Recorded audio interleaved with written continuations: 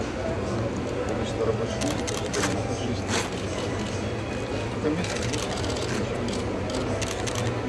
реально. Семестр есть. У нас немецкие министры, у нас 6 соглашений.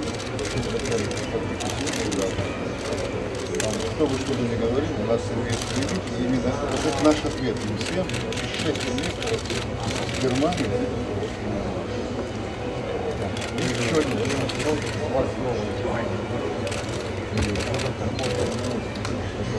Экологическое все было чисто. И, собственно, рассказывал, что эта станция находится на проверении